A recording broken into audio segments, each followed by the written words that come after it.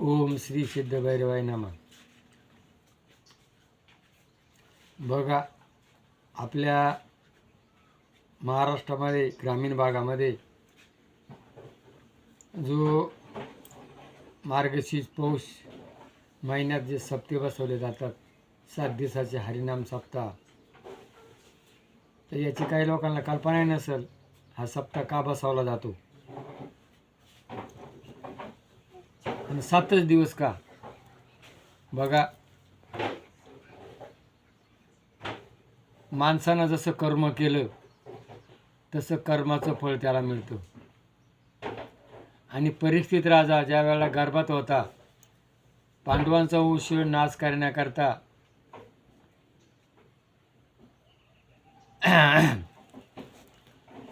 यांनी अश्वत्थामानी ब्रह्मास्त्र सोडलं होतं आणि त्या परीक्षित राजाला गर्भामध्ये सुदर्शन चक्र पाठवून आणि भगवंतानं रक्षण केलं.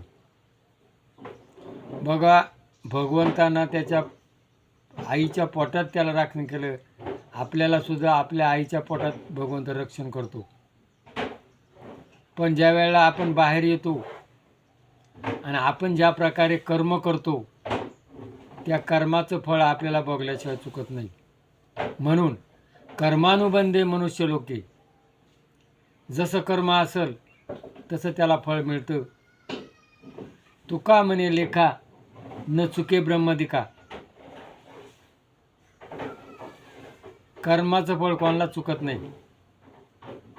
आणि मग तो परिस्थिती राजा झाला.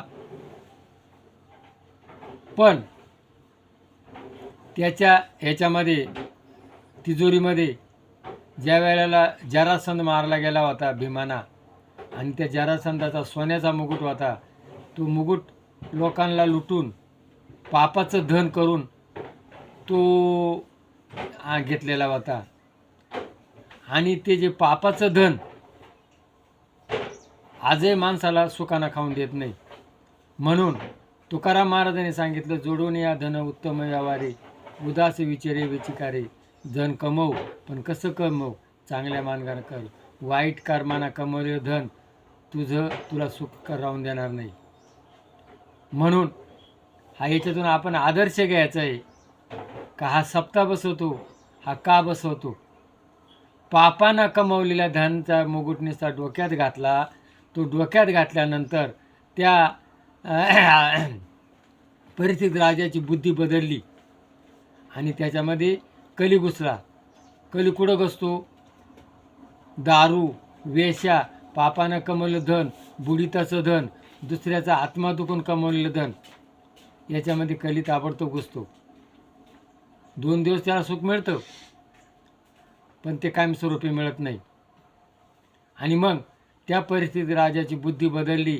तो रानात शिकारीला गेला होता आणि तिथं एक साधू बसलेला होता.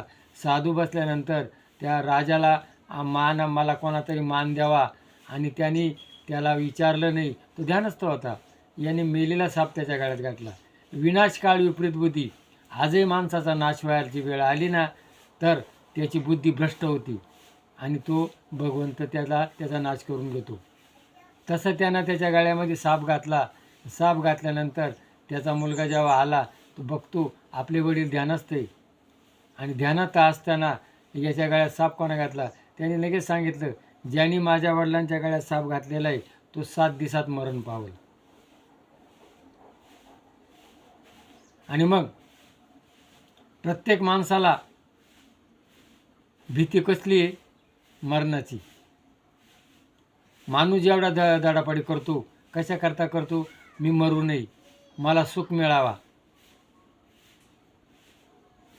आणि मग तुकाराम महाराजांनी सांगितलं, सुखा लागी जरी तू करशी तळमळ, तरी तू पंढरीची जाय वेकळ. पंढरीची जाय, आईबापाची सेवा कर, चांगलं वाग, चांगलं राय, खोटं वागू नको, चांगले विचार घे आणि चांगला राय.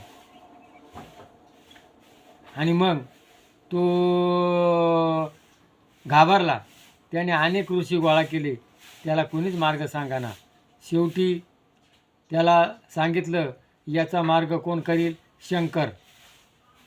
मारणारा कोण आहे? जन्म देणारा ब्रह्म, सांभाळणारा विष्णू आणि लय करणारा शंकर. आणि हा शुकमुनी हा कोणाचा अवतार आहे? शंकराचा अवतार आहे. आणि मग सुखमुनीला बोलवलं. सुखमुनी आला आणि सुखमुनी आल्यानंतर तो उघडा, अंगात कपडा नाही, काय नाही, काय नाही. लोक म्हणे नागवा बाबा आला, नागवा बाबा आला. काय नाही. संत आईशे जाना जे देई उदास, गेले आशापास निवरुनी. तो त्याला शरीराचं भानच नाही आहे. मी कोण आहे? स्त्री आहे का पुरुष आहे? अंगात कपडा आहे का नाही कपडा आहे? आणि मग त्या सुखदेवानी त्याला हे जे विचार आहे, सुखदेवाला विचार कोण सांगितले होते? व्यासाने सांगितले होते. आणि ते व्यासाने सांगितलेले विचार कोणाला सांगितले? परिस्थित राजाला. किती दिवस? 7 दिवस. आणि मग माणसाला जगायचं आहे. गीता,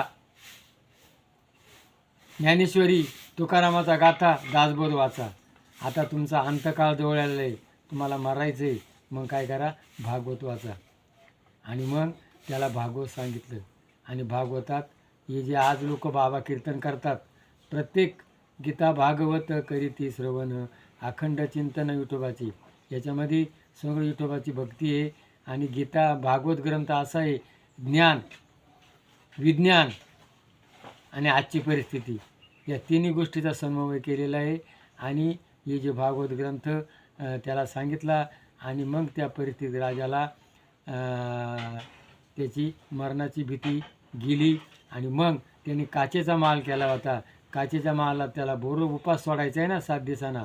त्याच्यामध्ये बोरामध्ये काय गेली? आळी गेली. आणि त्याला सत्पथोष झाला, तो मेला. कर्म चुकलं का? चुकलं नाही, पण त्याचं भीती गेली. म्हणून त्याचा उद्धार झाला. म्हणून आपला उद्धार व्हावा म्हणून 7 दिवस हा हरिनाम सप्ताह केला जातो. 7 दिवस आपल्या ग्रामीण भागामध्ये आपण शेतकरी लोक आहे, आपल्याला सतत भगवंताचा आला विचार नाही, पण निदान वर्षातून 1 दिवस तरी 7 दिवस तरी हे विचार आपल्या कानावर गेले पाहिजे. म्हणून हा सप्ताह सुरू केलेला आहे. या सप्ताहामध्ये 7 दिवस भागवत कथा आणि आत्मज्ञान ग्रामीण भागातल्या लोकांना, खेड्यातल्या महिलांना हे विचार ऐकले येतात आणि त्यांचे आत्मउद्धार केला जातो. म्हणून हा 7 दिवसाचा सप्ताह, हरिनाम सप्ताह आपला बसवला जातो. हा सप्त्यामध्ये आपल्याला आत्मबोध करून घ्यायचं आहे, आपला आत्मउद्धार करायचा आहे. आणि ही माहिती आजपर्यंत तुम्हाला कोणा सांगितली असेल किंवा नसेल, तर ही माहिती मी तुम्हाला सांगतो. आणि ह्या व्हिडिओला आपण क्लिक करा, सदस्य व्हा. आणि आपल्याला भैरवनाथ चॅनल, भैरवनाथाचं देवस्थान आपलं कसं करायचं आहे? मोठं करायचं आहे. आणि आपला इगतपुरी तालुका पर्यटन करायचं आहे. तर तुम्ही हा सदस्य व्हा, क्लिक करा. जय भैरवनाथ महाराज की जय.